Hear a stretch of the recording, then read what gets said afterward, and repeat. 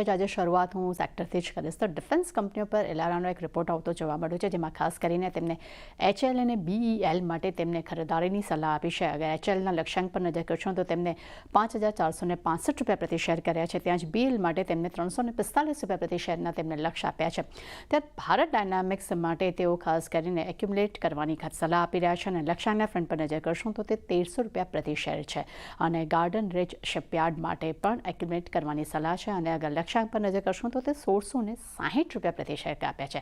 તેમનું માનવું છે કે FY25ના Q4માં ઓર્ડર્સ ગ્રોથ વધવાની તેઓ ધારણા રાખી રહ્યા છે, જેનું મુખ્ય કારણ એ છે કે FY25માં ડિફેન્સ કેપેક્સ જે છે તેઓ પૂરું કરી લેશે. ત્યાં જ FY25માં કુલ બજેટ ડિફેન્સ કેપેક્સ જે છે તેમાં 75% જે છે તે સ્થાનિક કંપનીઓને ફાળવણી તેમાં કરવામાં આવી શકે છે અને FY25માં નેવી બજેટ છે તે વાર્ષિક ધોરણે 18% વધતું જોવા મળી શકે છે અને FY26માં ખાસ કરીને HLની વાત કરશો તો તેનો ઇન્ફ્લો જે છે તે 1.2 લાખ કરોડ સુધી પણ વધી શકે છે. એટલે કે પોઝિટિવ રિપોર્ટ્સ અહીં આપણે કહી શકાય. અને ત્યારબાદનું સેક્ટર છે એ છે રિયલ એસ્ટેટ સેક્ટર. અહીંયા નોવામા તરફથી રિપોર્ટ્સ આવ્યો છે. તેમનું કહેવું છે કે H1 FY25માં એબિટા માર્જિન જે છે તે 40% પર યથાવત રહેતા જોવા મળ્યા છે અને 10 મોટા ડેવલપર્સ છે તેમને નેગેટિવ વર્કિંગ કેપિટલ સાયકલને પણ તેમને એન્જોય કરતું અહીંયા જોવા મળ્યું છે અને લેન્ડ રિલેટેડ કેપેક્સ જે છે તેમાં 33%નો ગ્રોથ જોવા મળ્યો છે. તે સાથે તેમના રિપોર્ટ્સમાં એ પણ કહેવું છે કે ઊંચા કેપેક્સ ખર્ચ હોવા છતાં પણ 11 જેટલા મોટા ડેવલપર્સ છે તેમનું દેવું જે છે અહીંયા ઘટતું જોવા મળ્યું છે. આ કારણસર પ્રેસ્ટિજિયસ સ્ટ્રેટ અને બ્રિગેડ એન્ટરપ્રાઇઝિસ તેમના ટોપિક્સ પર આપણને જોવા મળી રહ્યા છે.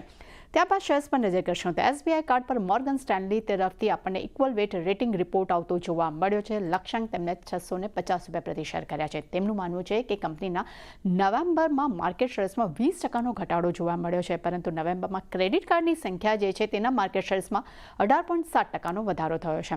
તે સાથે તેમનું એ પણ કહેવું છે કે નવેમ્બર 2024માં ખાસ કરીને ટ્રાન્ઝેક્શન્સના વોલ્યુમ ગ્રોથમાં YOY ધોરણે 30%નો ગ્રોથ જોવા મળ્યો છે, પરંતુ એકંદરે ડેલી ખર્ચની અગર વાત કરશું તો ડિસેમ્બરમાં તે લગભગ 8% વધ્યો છે, જે નવેમ્બરમાં 4% હતો. એટલે કહી શકાય કે આપણને એક પોઝિટિવ રિપોર્ટ્સ અહીંયા આપણને ઓવરઓલ જોવા મળી રહ્યો છે. ત્યારબાદ PVR આઇનોક્સ પર આપણને એવેન્ડસના રિપોર્ટ્સ પર નજર કરશો. અહીં આપણને બાય રેટિંગ્સ જોવા મળ્યા છે. લક્ષ્યાંક તેમને ₹1910 પ્રતિ શેર કર્યા છે. તેમનું માનવું છે કે 2025માં હોલિવૂડ અને બોલિવૂડની ઘણી નવી ફિલ્મો રિલીઝ થવા જઈ રહી છે, જેમાં ખાસ કરીને હોલિવૂડની 25 જેટલી મેગા ફિલ્મ્સ રિલીઝ થશે અને ખાસ કરીને એમ કહી શકાય કે જે સેક્યુલર વાઇઝ એક ફિલ્મ્સ આવે છે તેનું બોલિવૂડનું ફોકસ અત્યારે વધારી રહ્યા છે. અને એટલું જ નહીં, જેટલી સારી અને મોટી ફિલ્મ્સ આવશે તે હિસાબે ટિકિટના પ્રાઇસમાં પણ વધારો થઈ શકે છે તેવી ક્યાંક તેઓ ધારણા રાખી રહ્યા છે. અને ખાસ કરીને PVR માટે તેમનું કહેવું છે કે કંપની જે છે તે પોતાના ખર્ચ ઘટાડવા પર ફોકસ આપી રહી છે. એટલે એક પોઝિટિવ રિપોર્ટ્સ અહીંયા કહી શકાય.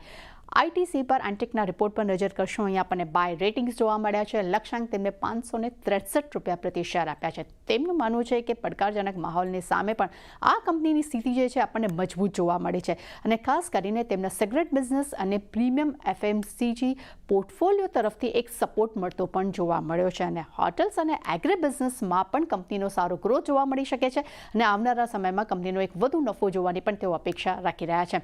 અને છેલ્લે નજર કરશું તો ગ્રીન લેમ્પ પર નોવામા તરફથી આપણને બાય રેટિંગ્સ જોવા મળ્યા છે. લક્ષ્યાંક તેમને ₹615 પ્રતિ શેર કર્યા છે. તેમાં આમ કહેવું છે કે FY25માં 18થી 20%ના ગ્રોથ ગાઈડન્સ પર કંપની જે છે તે કાયમ છે અને તે સાથે સ્થાનિક અને એક્સપોર્ટ માર્કેટ શેર્સમાં પણ એક વધારો થતો જોવા મળ્યો છે. એટલે ઓવરઓલ બધા જ આજે જેટલા પણ નીરજ બ્રોકરેજ રિપોર્ટ જાહેર કર્યા છે, ઓલમોસ્ટ દરેકે પોઝિટિવ વ્યૂ અહીંયા આપણને આપી રહ્યા છે.